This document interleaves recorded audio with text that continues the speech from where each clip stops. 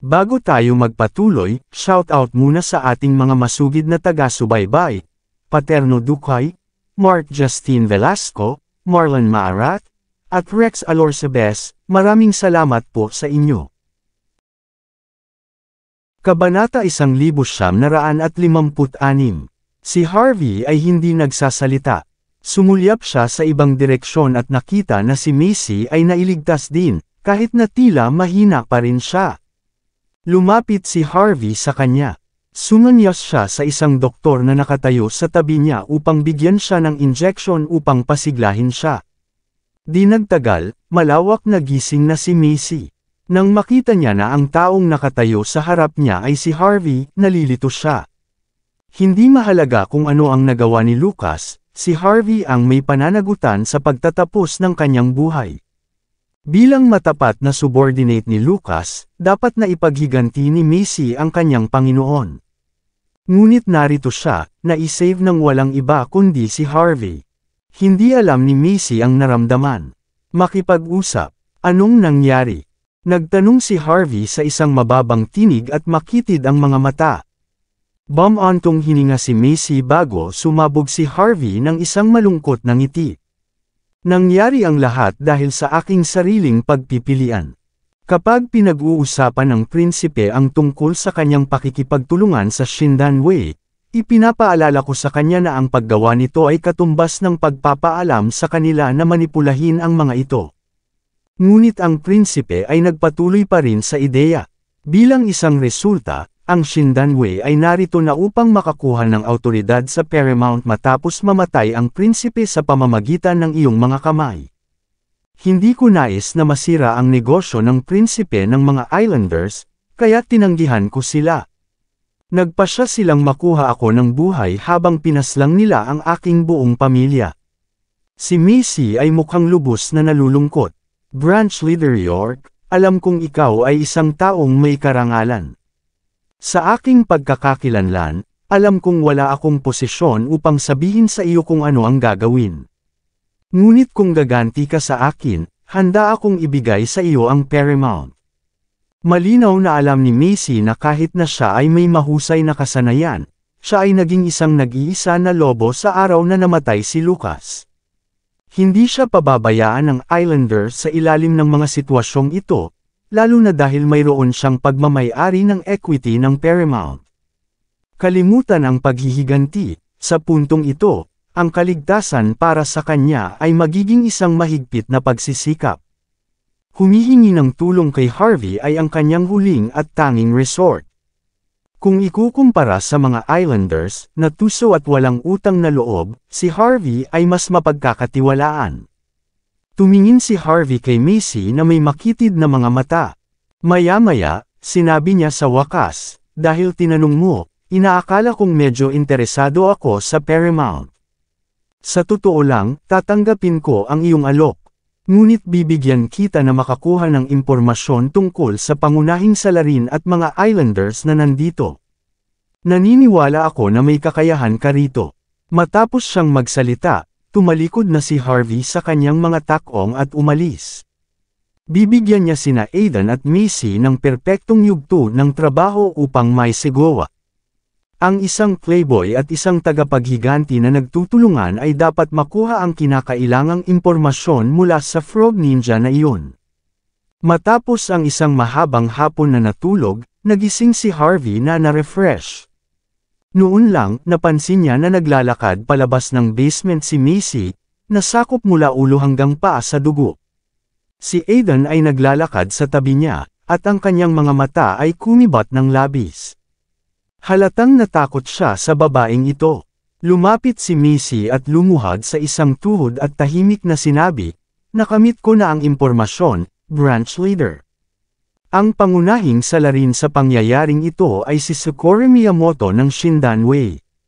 Mayroon silang dalawang layunin. Ang kanilang unang layunin ay ang pagkuha ng Paramount, dahil ito ay isang paraan upang magdala ng mas maraming pera para sa Shindanwei.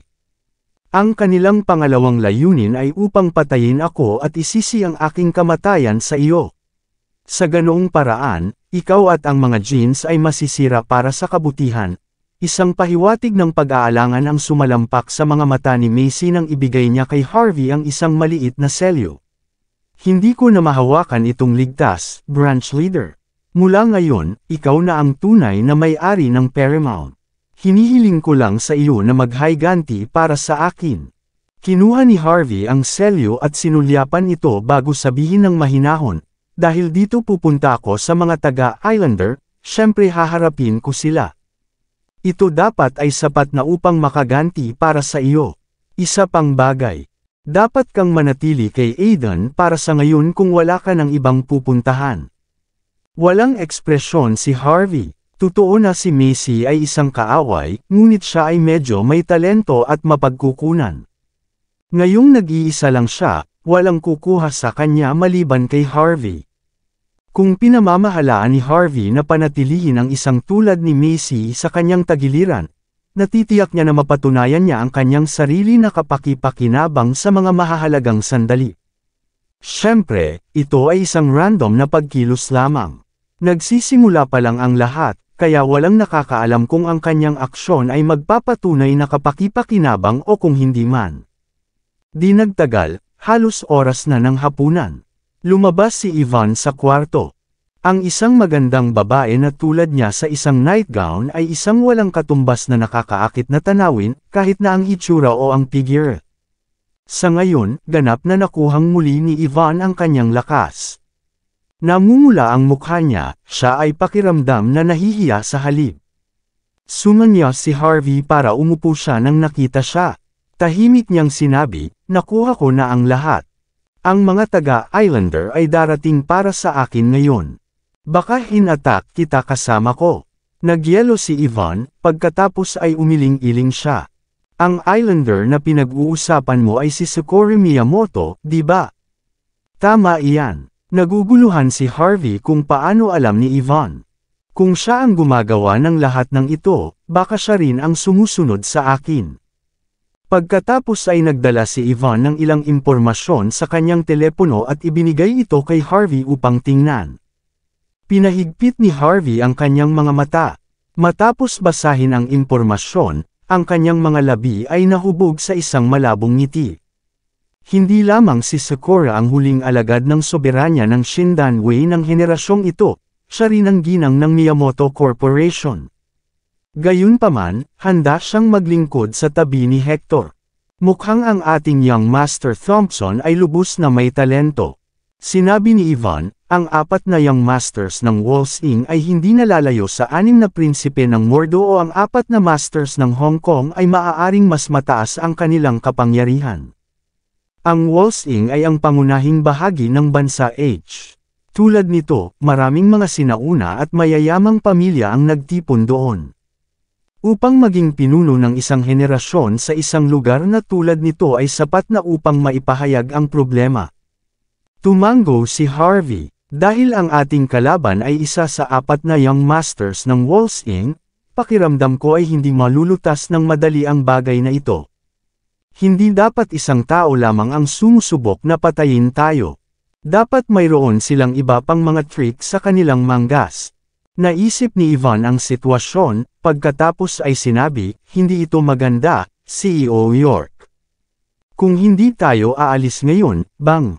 Bago pa matapos ni Yvonne ang kanyang pangungusap, ang pintuan ng villa ay agad na sinipa.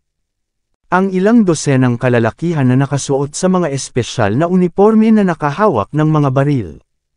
Itinuro nila ang kanilang mga sandata sa ulo ng lahat at binalaan sila, huwag kumilos. Ang mga kalalakihan na biglang nagpakita ay mabilis at mahusay na sanay. Ang kanilang hitsura ay naging sanhi ng pagbagsak ng temperatura sa silid. Di nagtagal, isang matangkad na binata ang pumasok sa villa na may mabagal na mga hakbang. Nakasuot siya ng isang puting suit na nagbigay sa kanya ng isang hindi pangkaraniwang hitsura. Ang ngiti sa kanyang mukha ay kahawig ng isang matalas na talam, at ang uri ng ngiti na mahuhulog ang sinumang babae. Gayunpaman, ang nakamamatay na hangarin na nagmula sa kanya ay medyo maliwanag, malayo sa ibang tao sa silid, kahit na si Harvey ay nakaramdam ng isang panganib sa pagtingin sa bagong dating.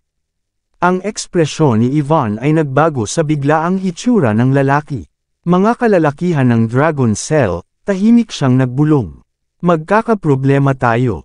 Sinulyapan ni Harvey ang matangkad at gwapong lalaki sa harap niya at napansin ang isang katangi-tanging nameplate sa kanyang dibdib, kasama na sinulat ito na Robin Baker.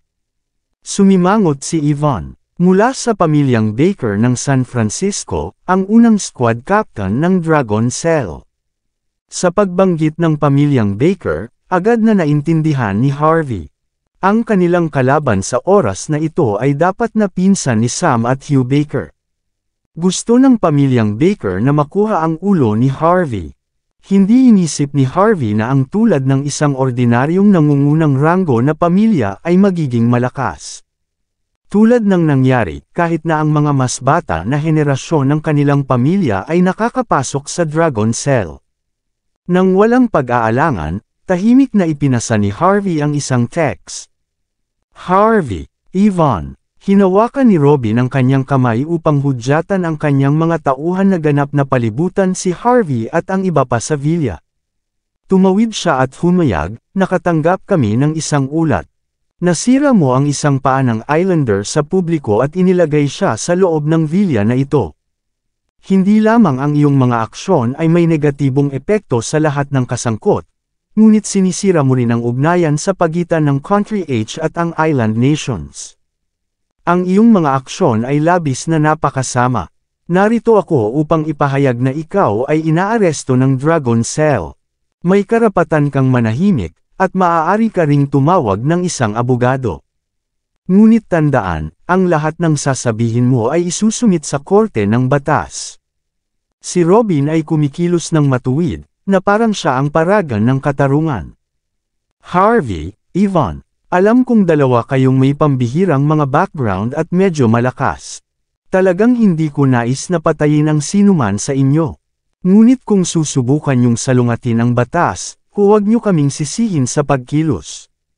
Hindi ko kailangang magbayad ng anumang mga kahihinatnan sa pagpatay sa isang taong lumalaban sa pag-aresto. Binaril ni Robin si Harvey ng isang malamig na hitsura. Malinaw niyang alam kung sino si Harvey, at kung ano ang nangyari sa kanyang dalawang pinsan dahil sa kay Harvey. Ang buong pamilyang Baker ay nais na maghiganti, ngunit pinigilan nila ng mahabang panahon. Ngayon na ang pamilya ay nakatanggap ng malakas na suporta mula sa likuran ng mga eksena, sa wakas ay ipinakita ni Robin ang kanyang sarili matapos na manatiling nakatago sa mordo ng medyo matagal. Para kay Robin, ang paghuli kay Harvey bilang isang kriminal ay nangangahulugang isang malaking tagumpay. Sa lalong madaling panahon, ang mga kalalakihan ni Robin ay may kumpletong kontrol sa buong villa. Ang ilang mga kalalakihan ay natagpuan ng Frog Ninja sa basement, ngunit siya ay isang bangkay na. Isang umiiyak na kahihiyan. Gayunpaman, para kay Robin, ito ay matibay na katibayan. Nang itapon ang bangkay sa harap ng lahat upang makita, ang mga kalalakihan ni Robin ay naglalayong ang kanilang mga baril sa ulo ni Harvey, na parang magpapaputok sila anumang segundo. Hindi nag-abala si Harvey na subukang pag-usapan ang kanyang paraan sa labas ng sitwasyon. Alam ng lahat kung bakit nakarating si Robin sa lokasyong ito, at sa perpektong tiyempo upang mag-umpisa.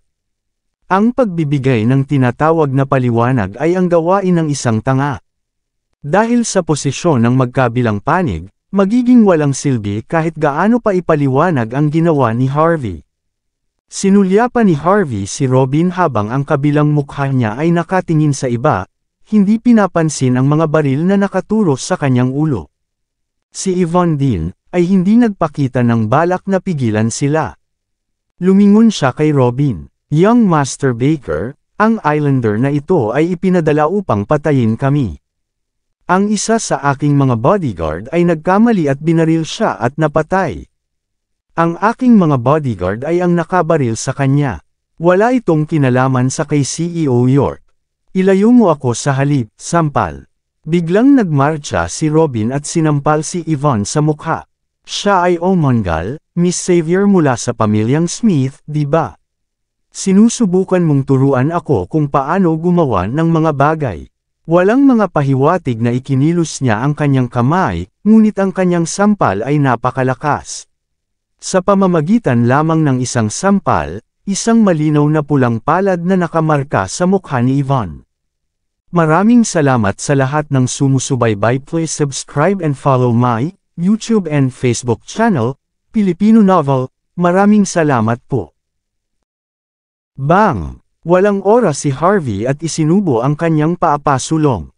Harvey! Pinahinto ni Yvonne si Harvey ng mabilis at sinabi sa isang tahimik na tinig, huwag maging walang ingat. Hindi alam ni Harvey kung sino si Robin, ngunit alam ni Yvonne ang reputasyon ni Robin. Ang first squad captain ng Dragon Cell na may lisensya upang pumatay, pati na rin ang isang walang awa na pinuno. Partikular niyang sinampal si Yvonne dahil gusto niyang mag-react sa labas si Harvey. Kung talagang lumaban si Harvey, ang lahat ng ilang dosenang mga baril ng Dragon Cell ay tiyak na makatama ng hindi sinasadya. Kahit isang malakas na tulad ni Harvey ay hindi makaligtas diyan. Pinahinto lamang ni Harvey ang kanyang sarili pagkatapos ng babala ni Yvonne. Pinahigpit niya ang kanyang mga mata at sumulyap kay Robin. Magsisisi ka at maaalala ko ang sampal na ibinigay mo sa kanya. Magtiwala ka sa akin, ikinalulungkot mo ito. Ano, susuntukan mo ba ako bilang kapalit? Binaril siya ni Robin ng isang mapagmataas na hitsura. Ang kanyang plano ay simple, nais niyang pilitin si Harvey na lumaban. Maglagay ng isang daliri sa akin at tingnan kung ano ang mangyayari. Sa palagay mo ay hindi ko hahayaan na barilin ka ng aking mga kalalakihan. Sampal. Sinampal muli ni Robin si Yvonne, ginagawa ito mismo sa harap ni Harvey.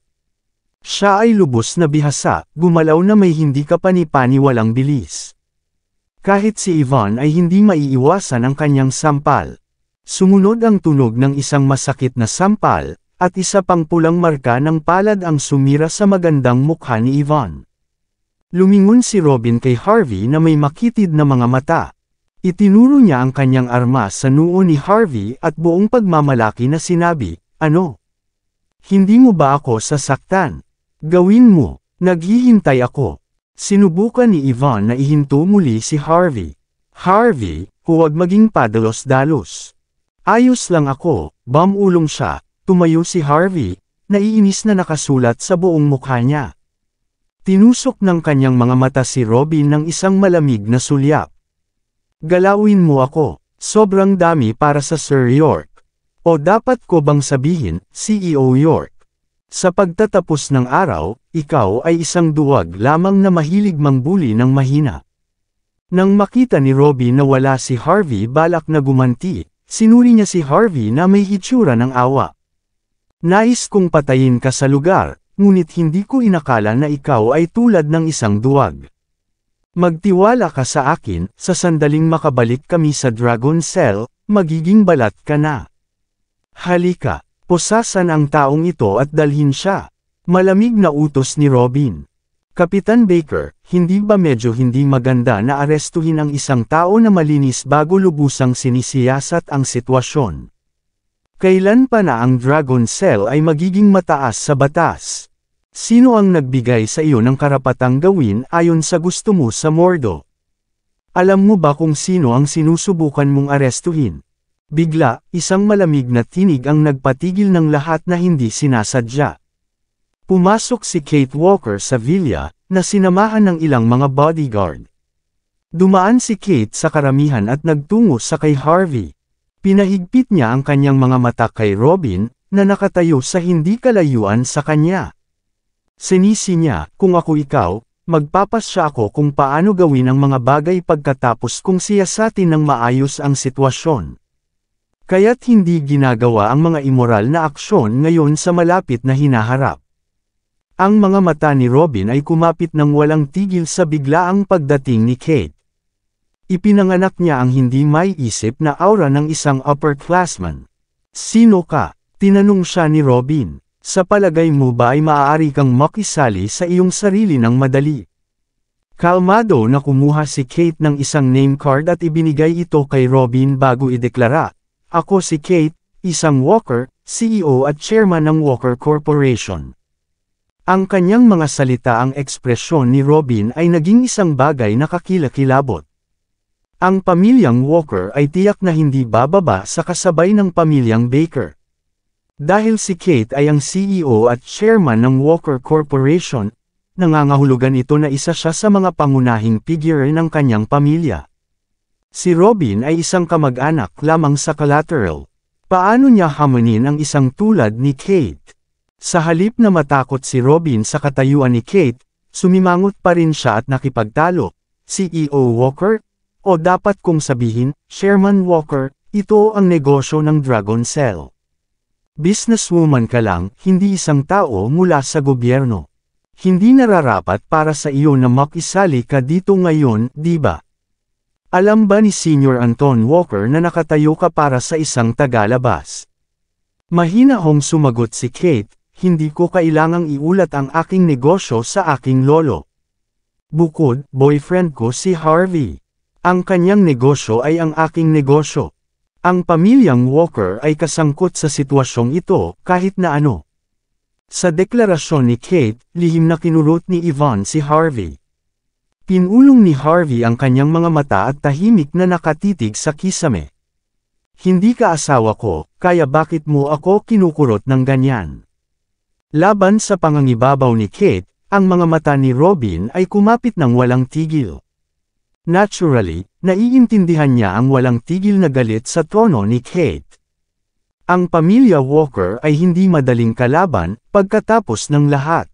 Ngunit ang mga taga-suporta ni Robin ay medyo malakas din. Kung hindi niya nakumpleto ang kanyang misyon ngayon, ang buong pamilyang Baker ay maaaring madamay pababa sa kanya bilang isang resulta. Iniisip ang kaluwalhatian at kayamanan ng pamilyang Baker, kasama ang pangako na siya ay tataas sa kapangyarihan, ang kumpiyansa ay tumaas sa kanya. Malamig siyang tumawa, at itinaas niya ang kanyang mukha upang sumulyap kay Kate. CEO Walker, tulad ng sinabi ko, kahit ikaw ang CEO o chairman ng Walker Corporation, negosyante ka pa rin. Ang pakikipagkwentuhan, pakikipagkaibigan, at pakikipag-usap sa negosyo ay ang iyong lakas. Ang pagsisiyasat, paghahanap ng ebidensya, at paghuli sa mga masasamang tao ay hindi ang iyong bagay. Bukod, ito ang negosyo ng Dragon Cell.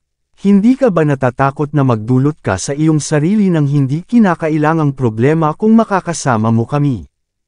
Hinawakan ni Robin ang kanyang mga daliri matapos siyang magsalita. Arestuhin sina Harvey at Yvonne. Nag-utos si Robin. Sa isang iglap lamang, ang kanyang mga tauhan ay naglabas ng 2 pesos. Mabangis ang kanilang mga mukha. Tumawa ng mahina si Kate at sinabi, Kapitan Baker, hindi mo ba talaga alam kung ano ang pinakamahusay para sa iyo? Hindi ka ba magbabayad ng respeto sa pamilya Walker?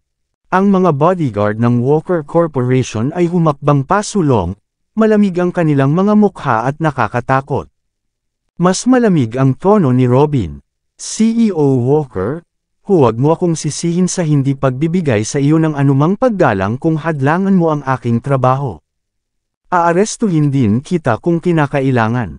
Isinasaalang-alang mo ba ang mga kahihinatnan ng paghadlang sa amin ng Dragon Cell? Hindi ka rin magkakaroon ng oras upang ikinalulungkot ang iyong mga aksyon kung nais mong isama ang iyong buong pamilya. Naturally, walang pagtalikod para sa sitwasyon. Kailangang magpatuloy si Robin sa plano. Kahit na natatakot pa siya kay Kate, siya lamang ay may isang pagpipilian sa puntong ito. Si Kate ay nanatiling kalmado sa harap ng kanyang banta. Hindi lang ako gaanong mahalagang negosyante, kaya syempre hindi ako maglakas loob na makagambala sa gobyerno. Hayaan mong ipaalala ko sa iyo ang isang bagay, bagaman. Ang ilang mga pagpipilian na gagawin mo ay mapapanatili kang buhay, o may padala ka ng diretsyo sa impyerno. Hindi kita kailangan dito upang mang-aral sa akin. Galit na sigaw ni Robin, ang galit na nakasulat sa buong mukha niya.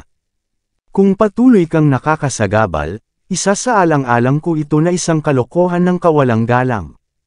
Walang respeto. Simula kung kailan ginawa ni Kapitan Baker mayroon itong labis na pagmamataas. Kung si CEO Walker ay hindi sapat upang mahawakan ang sitwasyon, paano ang pagdaragdag ng aking sarili dito? Isang malamig na tono ang umalangaw mula sa likuran. Ang Diyos na babae ng unang utos ng Mordo na si Yona Lynch mismo, ay nagdala ng mas maraming mga lalaki sa silid. Nang makita si Yona, nawala ang kulay ng mukha ni Robin, hindi niya alam kung dapat ba siyang mainggit o mapuot kay Harvey. Buti lang sana kung si Yvonne. Si Kate. Ngayon naman, kahit na ang numero 1 ng Mordo ang tanyag na si Yona Lynch ay tumayo rin para kay Harvey. Anong makasalanang mahika ang mayroon sa taong ito? Paano niya maakit ang maraming natitirang at nakakaakit na kababaihan?